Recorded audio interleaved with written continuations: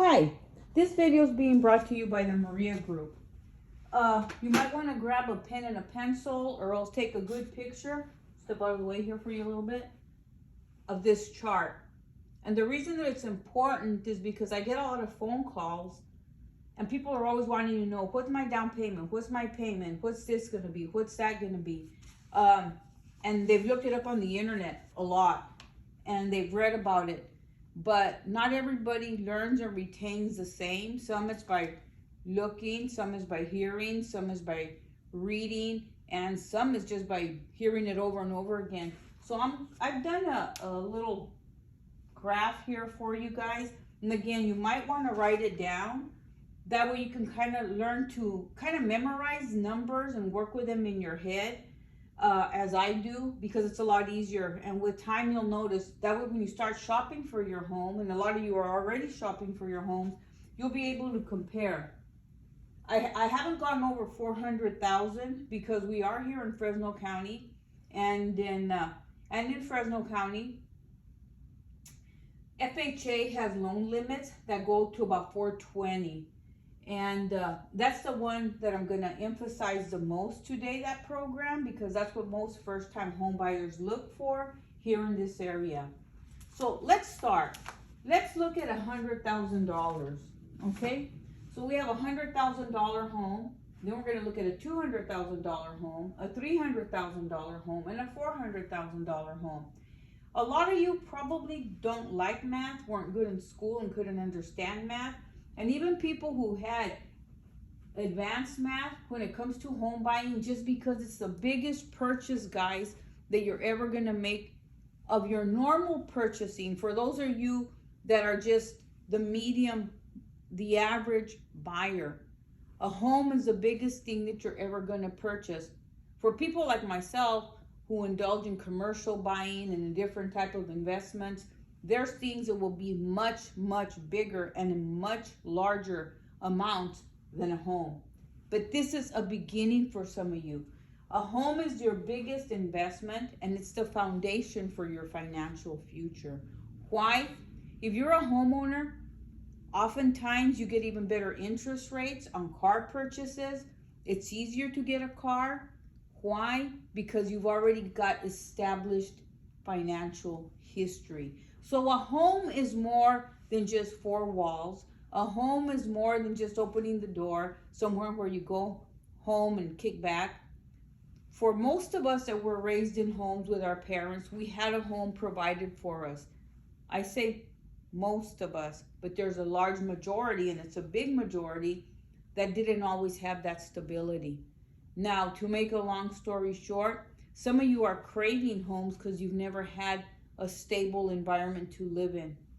This is a way to do it. And I'm going to re-emphasize for you young people, because you're the ones that are calling me between the ages of 18 and 35 the most.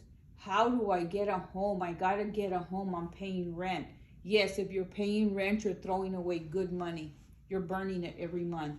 Just like that age group, 18 between the 35, that likes to party hard. What do they say? Party hard or don't party. You know what?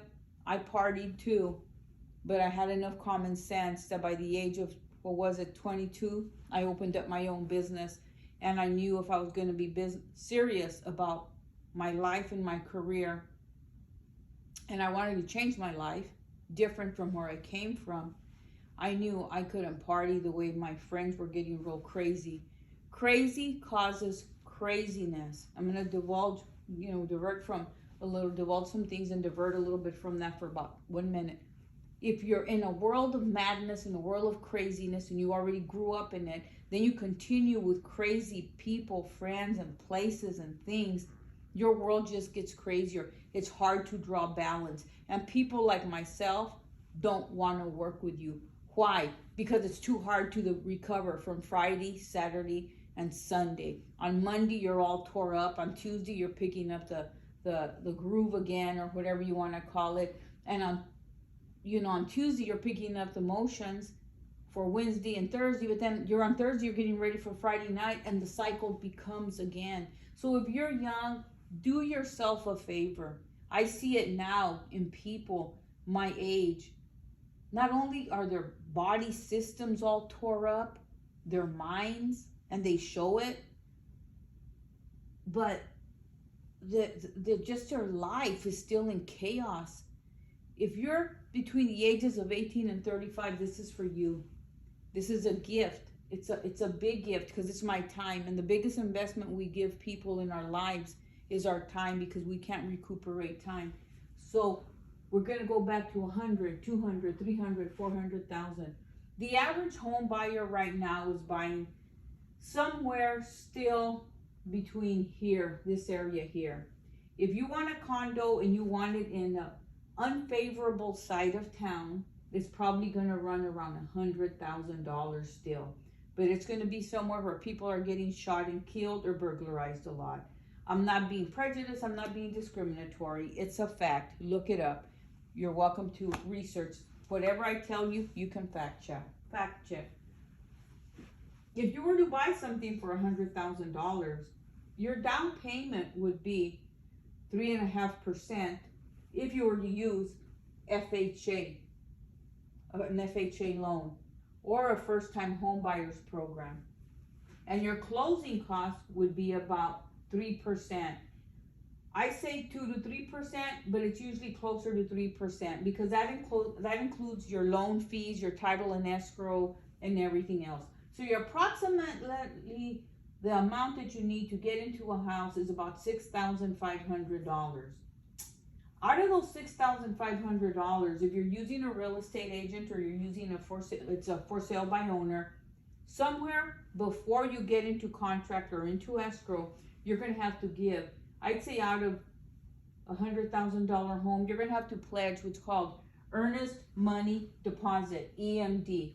You're going to have to take that to a title or escrow company and show that you're interested in buying this house, and so you want to deposit $1,000.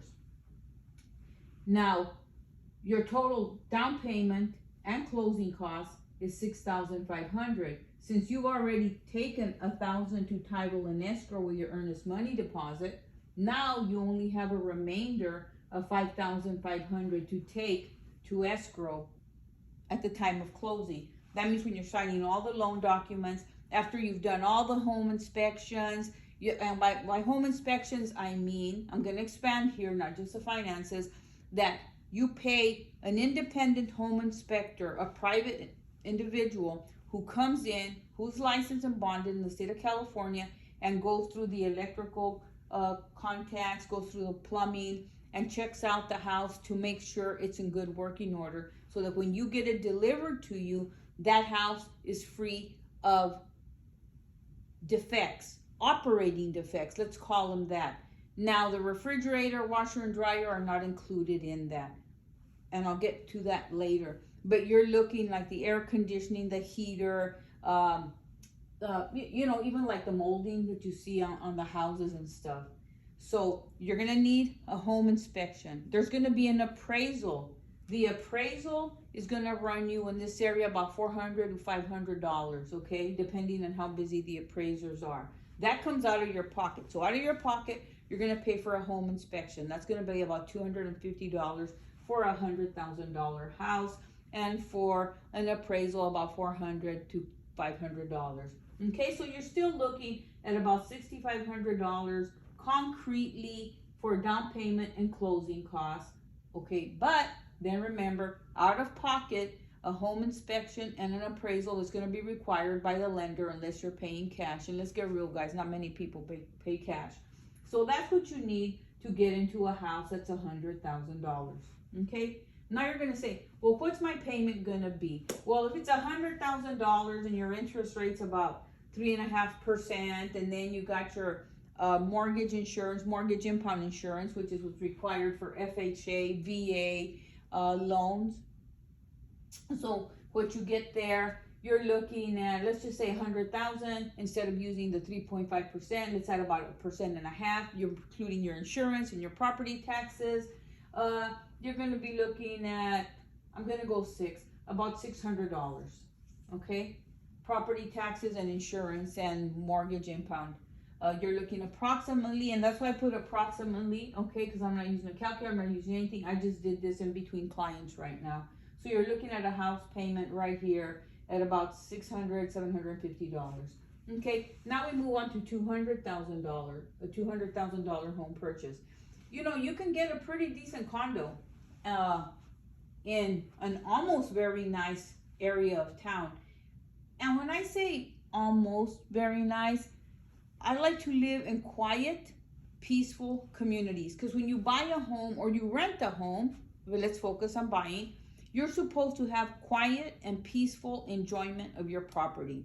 If there's bullets around your house, cars being broken into, just crazy neighbors, you know, partying till low hours of the night, that's not a very nice, quiet, peaceful, enjoying neighborhood or ambiance. So the higher you get in dollars, the more of peace, quiet enjoyment that you also get. So you're not just buying a home, but you're buying tranquility, peace, security, stability, and an investment, because this is an investment. Remember, if you're buying something for $100,000, it's not going to go up as much in equity because people are going to think, or in value. And equity is the difference between what you owe on your house and the value of your house.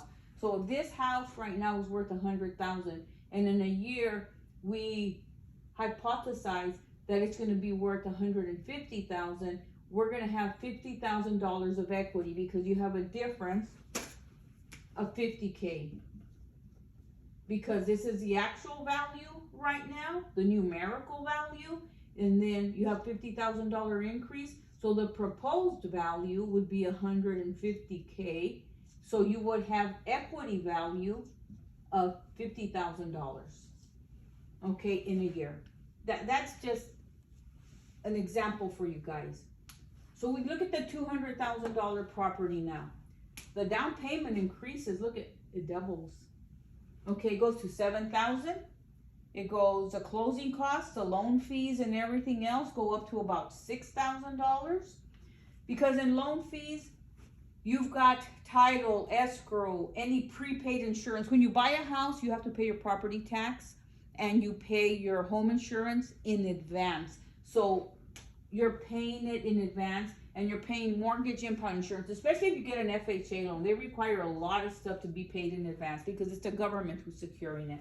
So now instead of needing $6,500, now we need what?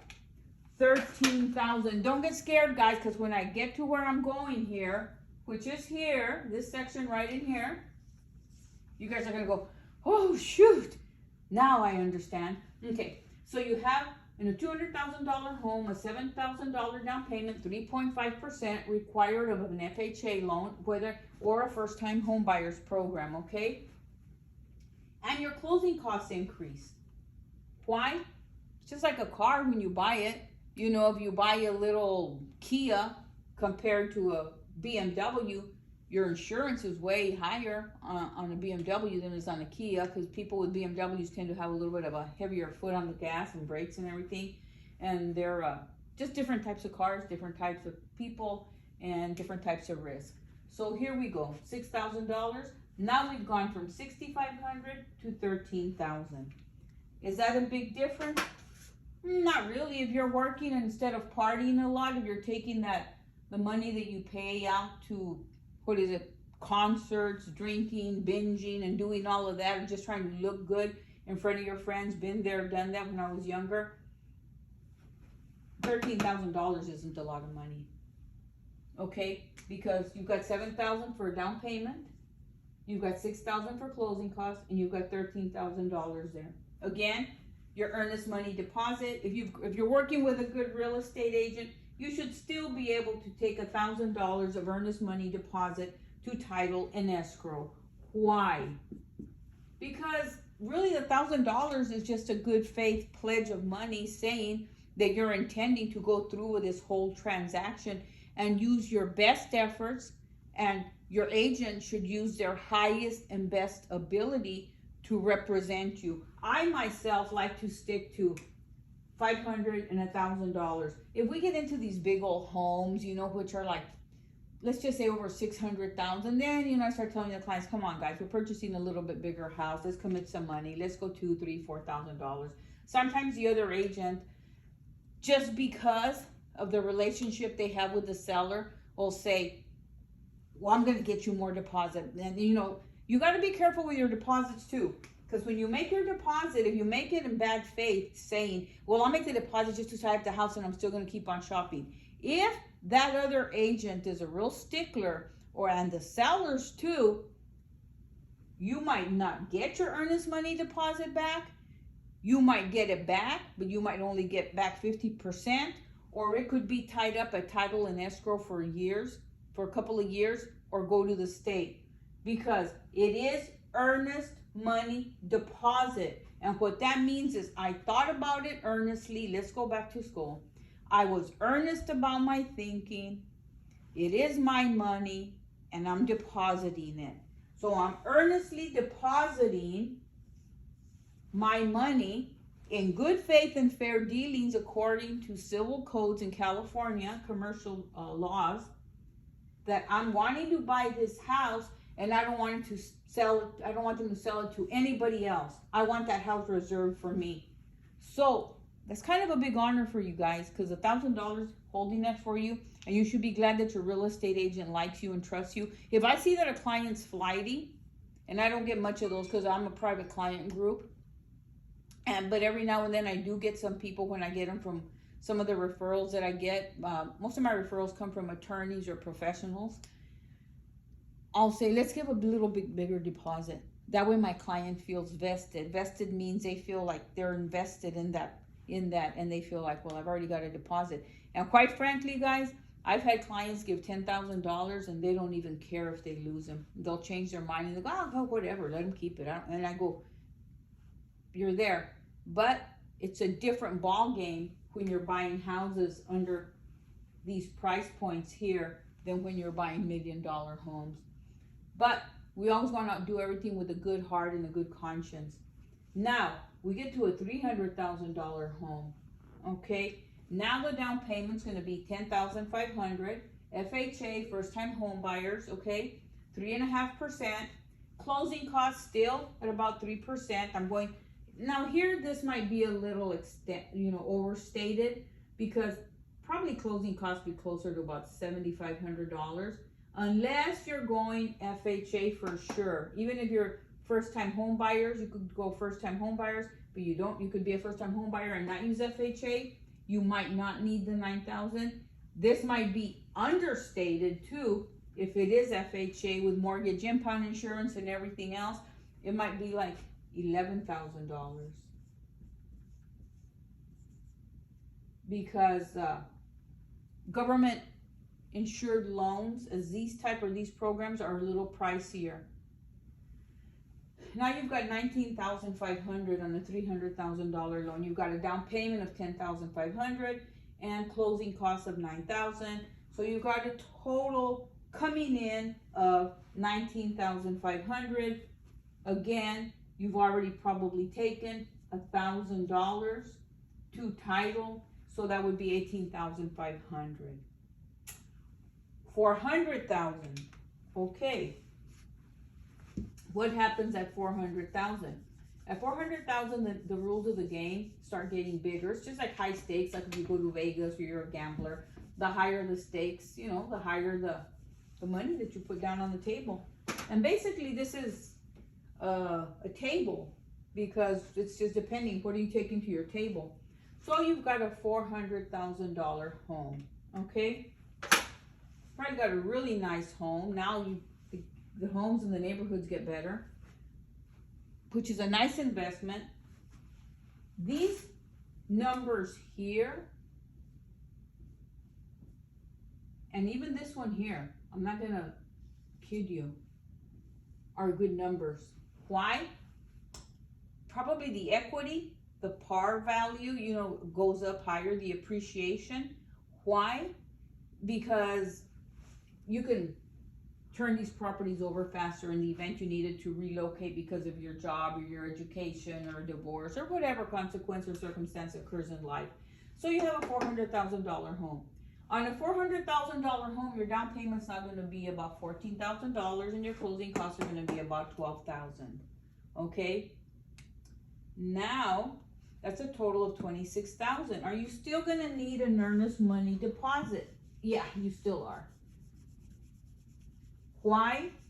Because that earnest money deposit, remember, says, hey guys, reserve the house for me because I want this house and I'm tired of shopping. If you guys hate shopping for clothes when you're going to a function, like I do, I like to have all my clothes already ready. I just like to have everything. I'm the kind of person who pre-plans everything. I like to be organized, and I recommend that you take one of our financial analysis classes because we teach you how to not organize your finances, but manage your home business, which is your home life, your family.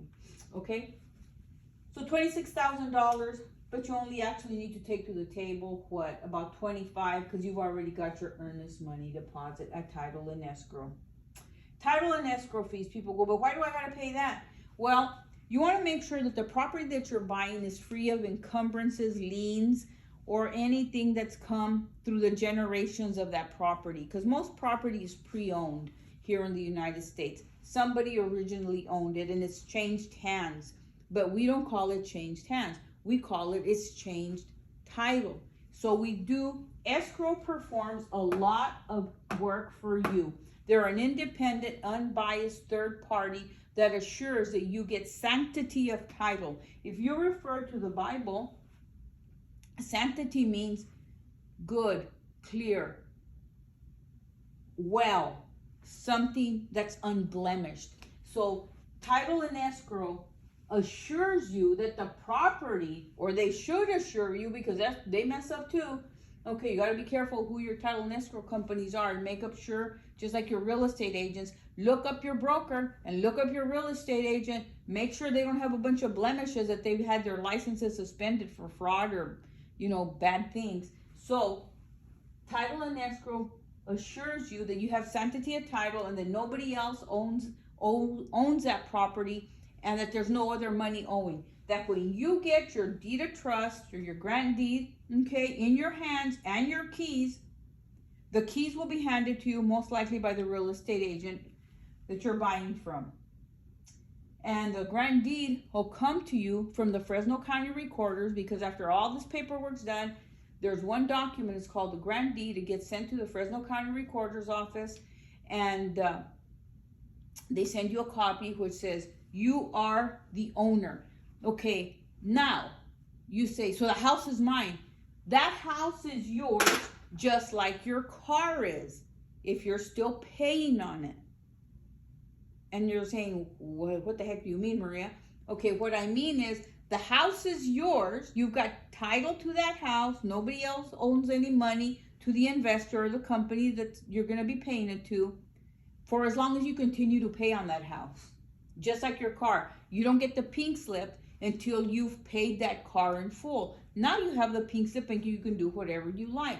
The house becomes yours by grant deed, and you have a mortgage on that. That's why we keep talking about closing costs. These closing costs are to ensure and protect you that the mortgage is under your name.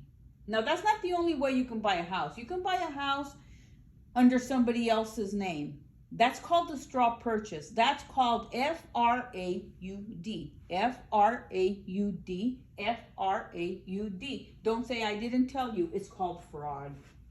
Once you get into those dark areas, even when you begin to get into them, don't call me. I don't go there. Because once you do fraud, it becomes a cycle in any kind of business or life transaction that you do, and people are liars, and liars end up in a lot of problems. If you're going to buy a house, buy it right. Why? Because you just should. Now, you can buy a house with 2, 3, or 4 individuals. Let's just say you don't qualify for a $400,000 loan. Let's just say you don't qualify for a $300,000 loan. And let's just say you don't even qualify for a $200,000 loan. Can you have more than one party on a loan, yes. You can usually have between 1 to 4 people buying a home because it can be an investment. There's a catch though. Those people should live in the home.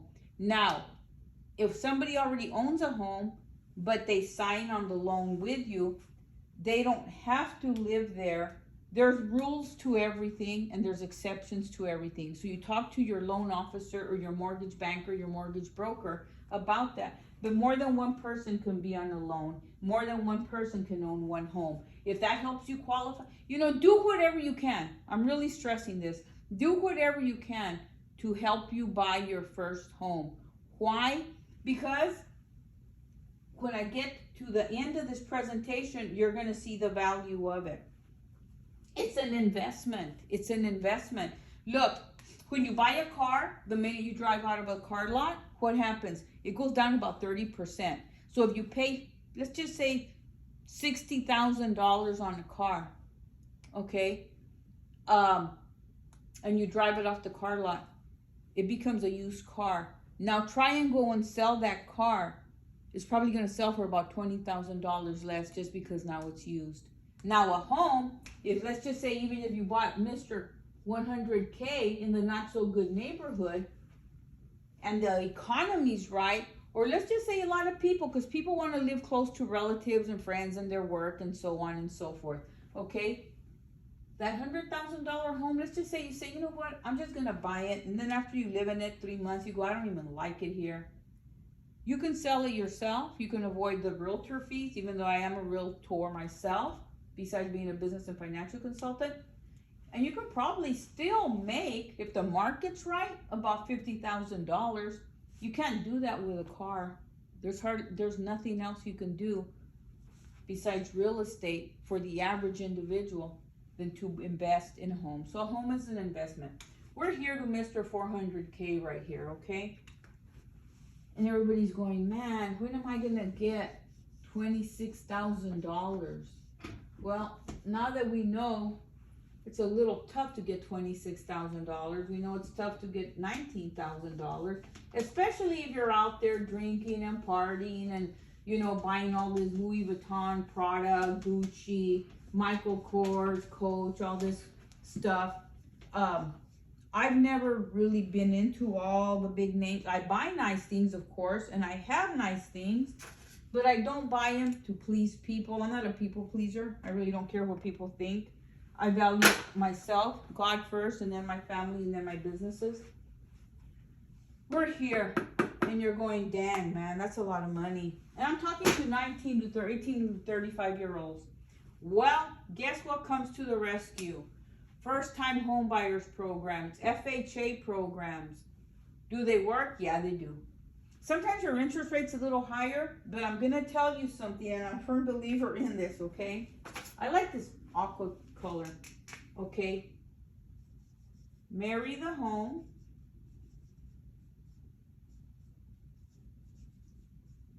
And date the rate. What does that mean? It means that right now that interest rates are still pretty manageable. And you're saying, but they're going up. You know what? Every day the darn news says the sky is falling, the sky is falling. If you don't do this, if you don't do that, this is going to happen. You're going to die if you don't do this, you're going to do that. Guys, I'm going to give you all something. God insurance. Open your Bibles. I don't care if you don't believe. Read the Bible. Again, I don't care if you don't believe. Read the Bible. Again, I don't care if you don't believe. Read the Bible. Because this man in the front cover, Jesus, his word is powerful. I'm saying word. His word becomes actions. His word is power. It's supernatural. And if you want to have supernatural powers, don't trust anybody. Trust the Bible and what it says. That you're supposed to be rich. You're supposed to be productive. You're supposed to be big in this world. You never read of poor people in the Bible. The only ones that were poor were the evil people. So live clean lives. You guys that are between the 18 and 35 years old, don't be like all these past generations that got filthier and filthy. After, who was it? Those flower child people, which was a generation before mine. Free sex, free love, and free this and all this other stuff, all it's done is create moral decay. And women, if you don't respect yourselves, men sure as hell don't. And if you're a man watching this, you know what? Respect women. Keep your arms off of them. You don't have no business patting them on the butt. You don't have no business going, okay, honey, or dear. You know what, women? Respect yourself so men respect you. I'm in the business world. I've been in the business world since the age of 13, and I've got a formal education, and believe me, I have seen and witnessed abuse, and even in my personal life. You got to respect yourself and learn to use the most powerful word in the world. No. I don't care who the heck it is.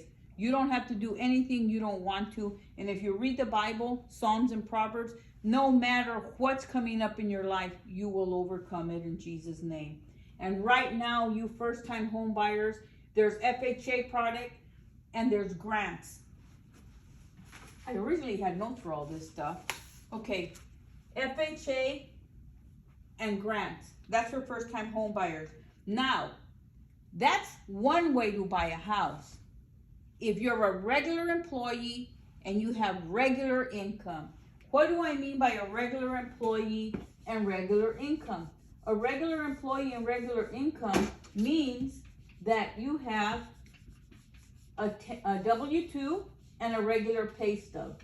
Now, you can't make money under the table and expect it to show up all of a sudden when you go to buy a house.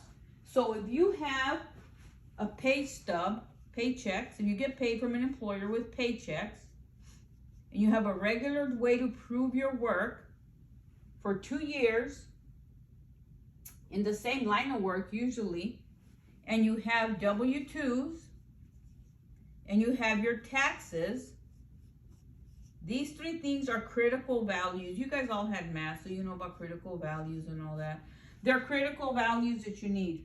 Why? Because it's critical that you have these three things, your paychecks, your W-2s, and your taxes, to do an analysis of your finances in order to qualify you for a first-time home buyers program or an FHA product.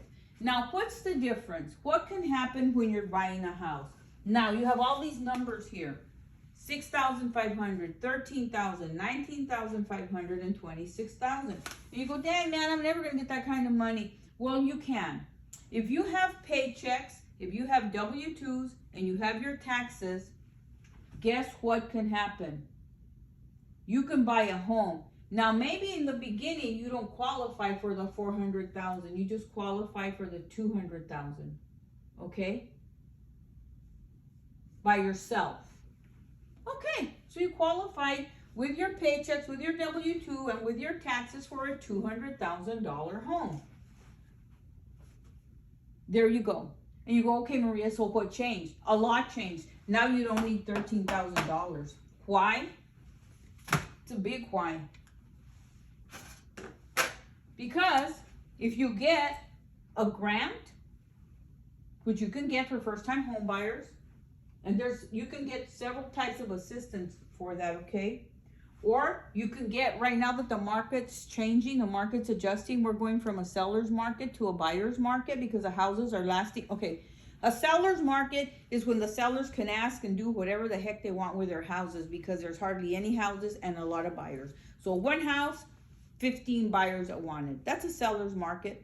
And that means there's more buyers, guys, than there is houses. That's a seller's market. A buyer's market means that now there's inventory, but there's not a lot of buyers for that house. The reverse situation.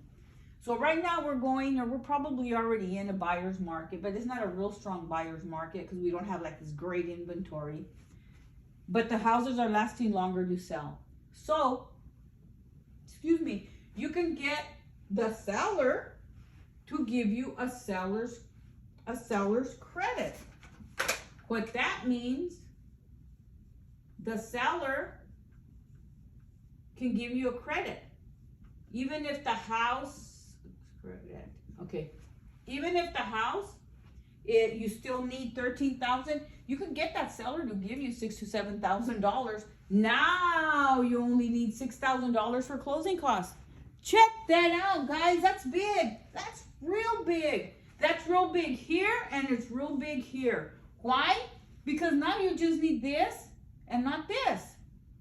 If you get a first-time home buyers, you can get like the grants, you can get all this stuff. And guys, you got to research this, because people call me and they go, well, can you tell me what the this and that? I go to the city. The city will tell you. If you live in Sanger, the city has them. If you go to Parlier, you know, if you go live in Kerman, you can get USDA loans. I didn't put it up here because I really don't go out to those rural areas. And I grew up in Sanger, so I always mention Sanger because, hey guys, from Sanger, you're in my heart. Okay? USDA, out in the rural areas, Del Rey, you can go buy a house and you don't have to give any money down. I've even gotten people who give their deposit of $1,000 and they get back $700. I'm not kidding you guys. This stuff happens.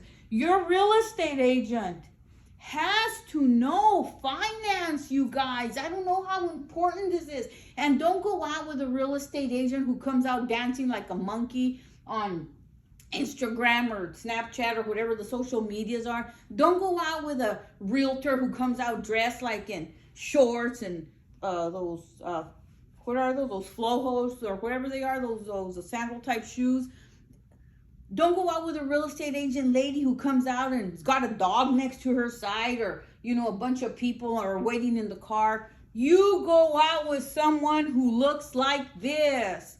Why? One, it costs us money to look like this and to maintain clothes that look like this. Number two, you got to feel good about yourself. And number three, most people who dress like this got a pretty nice education, and not just in real estate, but in finance or other types of college degrees. And is that important? Heck yeah. Do you want to go to, let's just say hamburgers.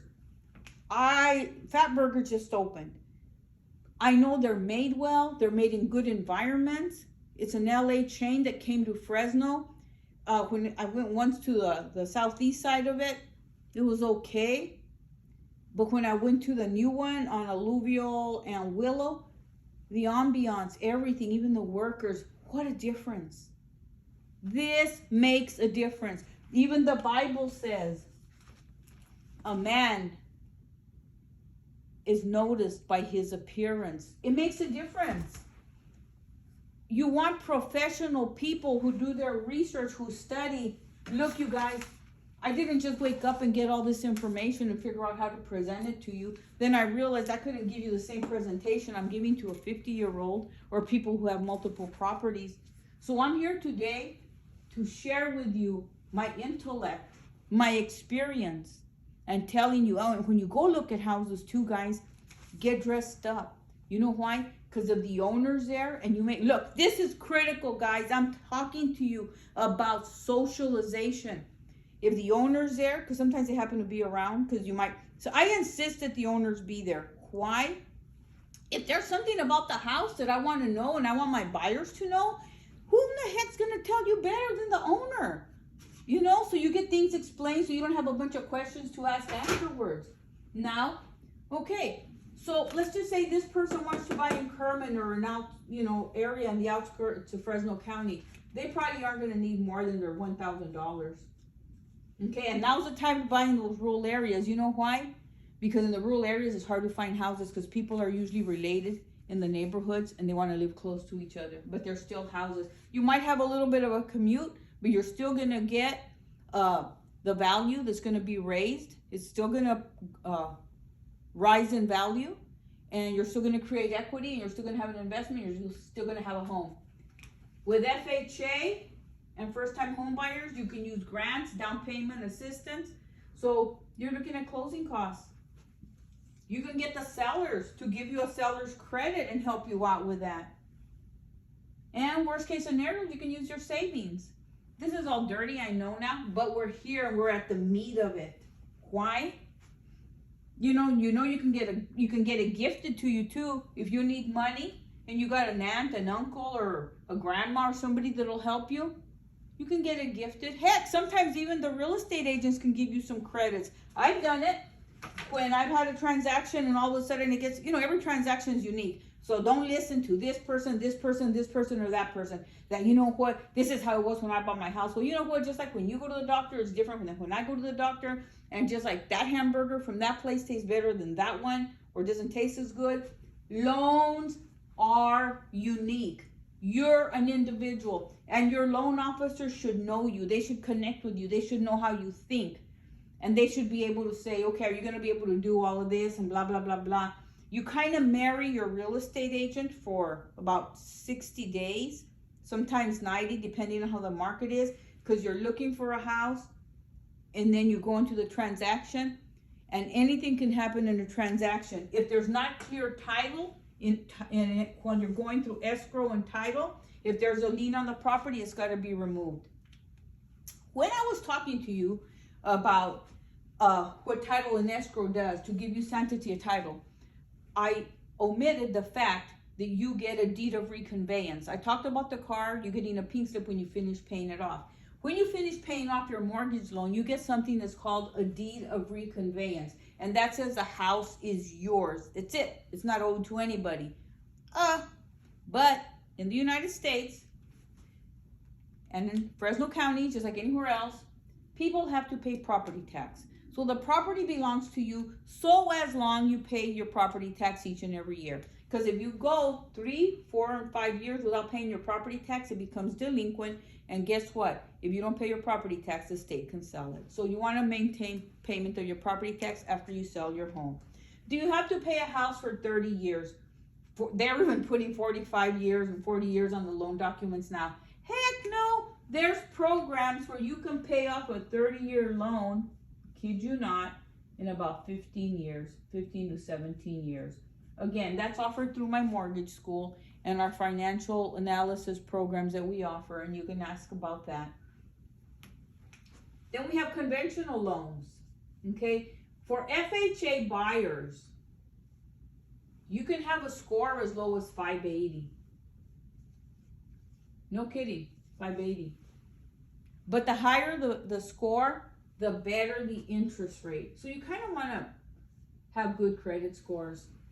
You want to be on your jobs at least 2 years. You want to have your paychecks, your W-2s, and your income taxes done.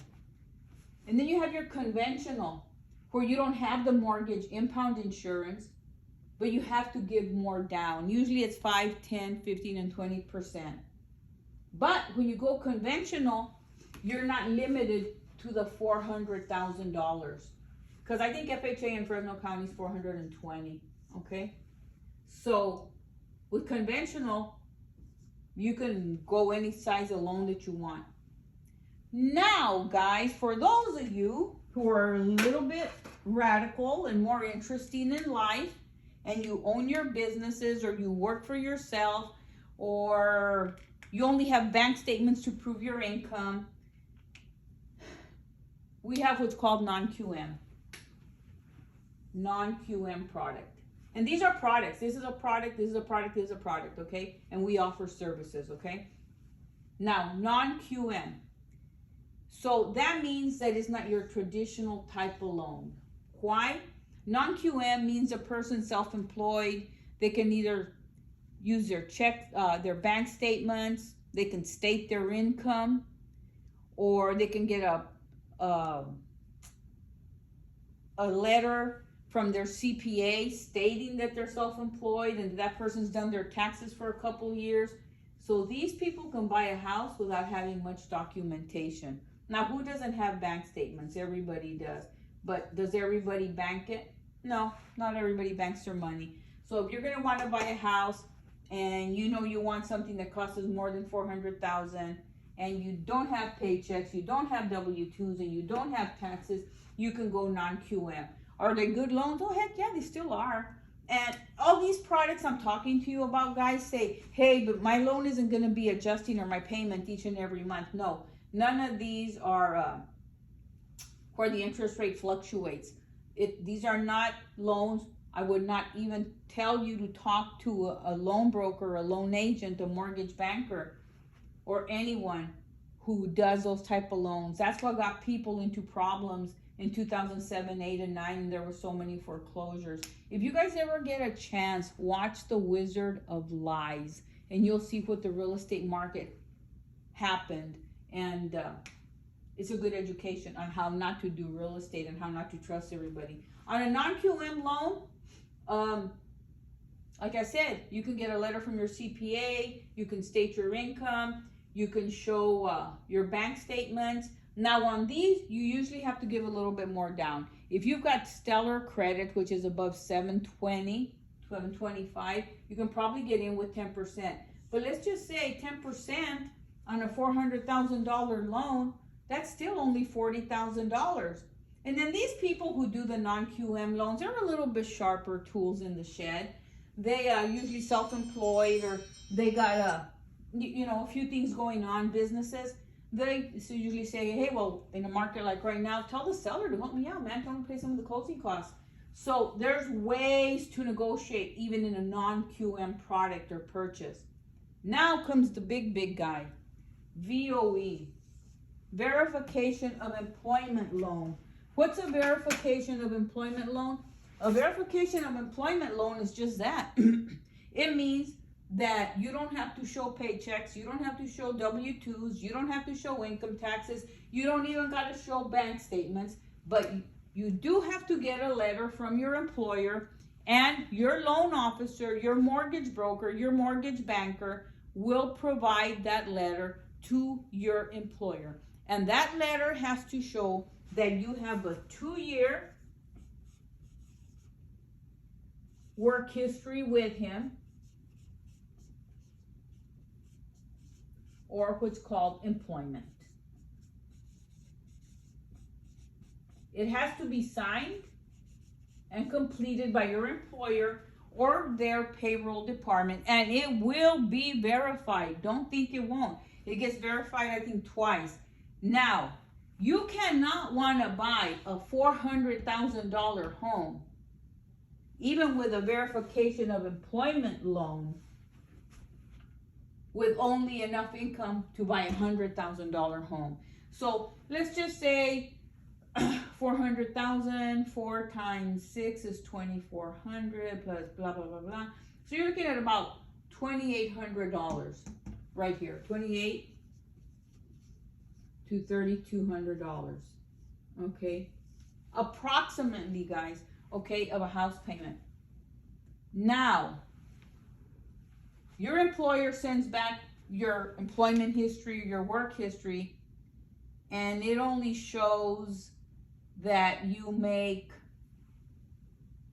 $20 an hour. Okay.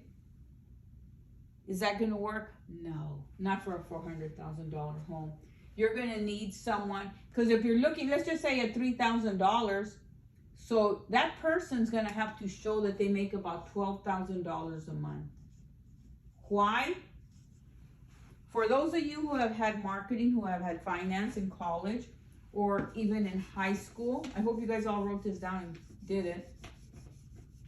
Okay, I'm going to tell you something. There's a pie chart that they use to determine your capability, your credibility, and the ability to pay your house payment. So if you need $3,000, here's a pie, the gradients, okay? So you need $3,000.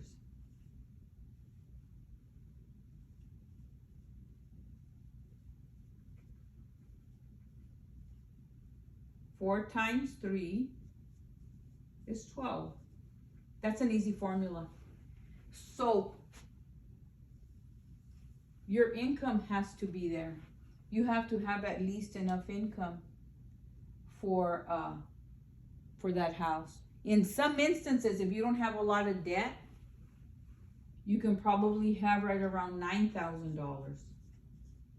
That's if the person doesn't have a car payment, doesn't have this, doesn't have that. Why? The difference between this pie chart and this pie chart .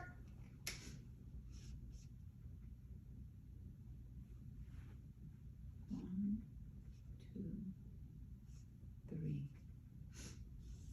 This pie chart, what's the difference? This guy has a lot of debt because they do back end and front end ratios. What that means, when they're looking at you to see if you qualify for a loan, they're going to look at to see how much bills you have.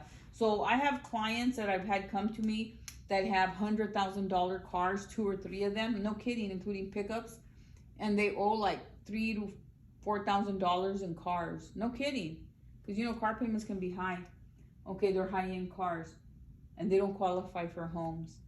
Again, if you're interested in an assessment of your finances, the Maria Group offers that. That's not free. This stuff is free through the department, through the association that I have where I'm a realtor. And we do refer out to lenders, mortgage brokers, and correspondents.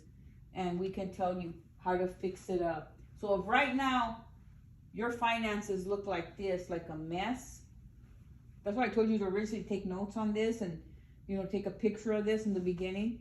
If your finances look like this and everything's all jumbled up and you don't know what to do, you probably should call me. And I've got a group of people that I work with, and they're young. They're between the ages of 18 to 35.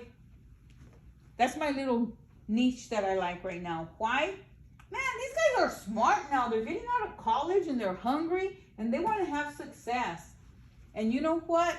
If you want to buy a house, whether it's here, here, here, or here, now's the time to do it. Because the market's adjusting, it's turning around. But before I leave you here, I didn't say this wasn't going to be lengthy. This is actually a seminar that you're not having to leave your home for. You're not having to go to school for. And I do have several college degrees. I've gone to law school. I've gone to mortgage banking school. I've gone to Brokers Institute. And I'm in work is in progress right now to get an instructor's certification to be able to teach the formal real estate classes. So right now, in closing, guys, let me tell you something that's very important. When you rent a house, you get nothing. You just get the keys. You get possession, not ownership. You get a P, you get punked, not ownership. Here you get ownership. And when I say punked, that's what you get when you rent a house. You get punked. Because that owner is going to make money off of that house, and they're getting equity, the par value. Every time you give them a payment, it's cash in their pocket. Because if you're paying $2,400 of rent, most likely they own that home, so it's all profit. And if they're still paying on it, $2,400 rent, your owner, your landlord's probably keeping $1,200 for them and only making a $1,200 payment. But look at the difference. Look at the difference, okay? When you rent a house, you give the first and last month's rent and you give a deposit. Let's just say it was about $2,500. That's about the average rent for a decent home. And I say decent, not even nice in Fresno County. So when you walk into a house, you give them $7,500. If you were lucky enough that that guy was desperate to rent to you, you gave $5,000. But I'm saying you got punked. You know why? Because when you move out, that owner is going to find everything under the sun, every reason within those 21 days that they have to give you back your deposit with an explanation to not give you back any of it. That's just the way it works, guys. So not only do they not give you any of it, that's how come I inflated the deposit or increased it, because they're probably going to figure out another way to charge you $2,500. So that's why you're really giving them $7,500. You gave them a first and last month's rent, which was $5,000. Then after they use up your deposit, when you move out, they're going to bill you for about another $2,500. On the average, that's the way it works for rentiers. You're called R-E-N-T-I-E-R-S, rentiers. That's what you're called. You're renters, okay? Rentiers is a more sophisticated word. So you got punked, and you're going to keep getting punked over and over and over again. Buyers who used first-time home buyers, an FHA program, or the sellers helped them, or the real estate agent helped them, and the lender helped them. Look, you can tell your lender, hey, can you give me a break on my fees and help me out with $500? You can tell your real estate agent, hey, can you help me out with $500? Now you got $1,000. Will people do that? Heck, wouldn't you rather get, let's just say your commission is going to be $3,500. Wouldn't you rather get $3,000 versus zero? Wouldn't your mortgage broker, banker, licensed, your loan officer rather make 5,000 versus 0? So they don't make 5,500, but they make 5. Ask for help. Don't be embarrassed. Don't be embarrassed. It's the kids that don't ask for help that end up graduating last in their class. And then there's people like me who always like, the teacher says, Maria, I know you know the answer. When I was a kid, that's how it went. Maria, I know the answer. Let's give somebody else a chance. And you're sitting there going, and come on, let's get real. Oh man, this Dumbos never get it right. They always call on you and they never know the answer. Life is like that. The Dumbos don't ask. And the people who want to get their houses ask. You don't have to beg. You're in business. The minute you start looking for a house, you're looking to do business with somebody. What is an offer? An offer means I offer you this bottled water for $3. You consider it. It's a legal term. And then you say, no can do. You gave it clear consideration. But then another guy comes by and I offer them that same bottled water and he's from France. So that's cheap for him. And after clear consideration, it's called consideration right there, he says yes. So an offer is, I offer to do business with you. You're going to do business with me because I'm going to get consideration. Consideration means the real estate fees I get, the loan officer gets his fees, but look at the beauty. The buyer, okay, right here on a $300,000 home. So he comes up with $9,000 for the closing cost, or let's just say the closing costs. But he got an FHA loan that the down payment was given to him. Or he got a grant from a first-time home buyers, the down payment was given to him. Now, this renter over here gave $7,500 and has nothing. They either renew the lease, and when they move out, they're still gonna have to pay another $2,500, plus they're moving into another house and paying another $7,500. Now they gave $15,000 down, 75 and 75.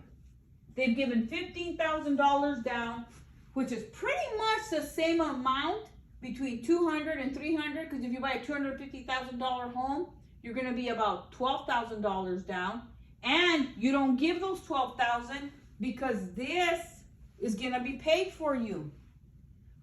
Now, if you're doing a VOE and you say, shoot, man, my employer's just going to have to verify my employment, and your employer verifies that you make $6,000 a month.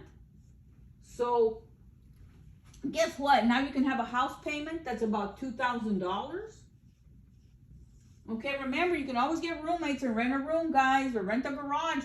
Once you own that home, convert the garage and make it into a studio, and boom, you got cash flow. Look at all these Airbnbs.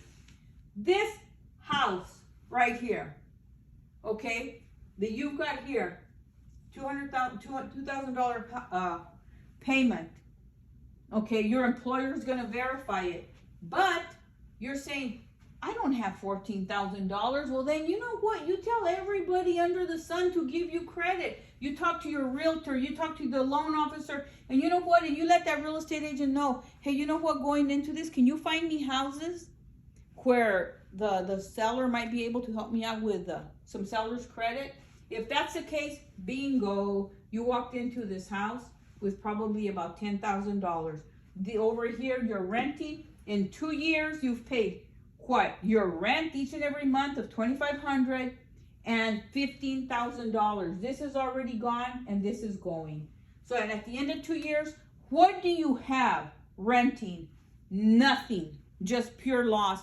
$15,000 plus the rent each and every month. What have you got? So let's just say at 224, $48,000. You lost $48,000 plus this 15. So you've lost 50, 60. So you've lost $62,000. That's a lot of money to lose. Here at the end of 2 years, you've got a $300,000 house that's going up. This house is worth about $375,000. You've paid into it half of what you paid to rent, and guess what? Now you've got $75,000 in your pocket.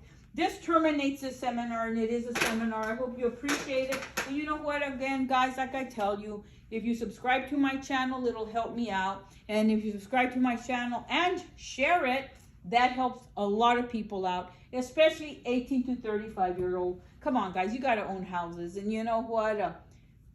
You just got to own houses. Why? Because I know a lot of you don't feel comfortable living with roommates. A lot of you don't feel comfortable in the homes. And a lot of you don't even have somewhere to go because the family dynamics for your family doesn't allow it. In the name of Jesus, by the blood of Jesus, all you guys be blessed in Jesus Christ's holy name. God bless you guys.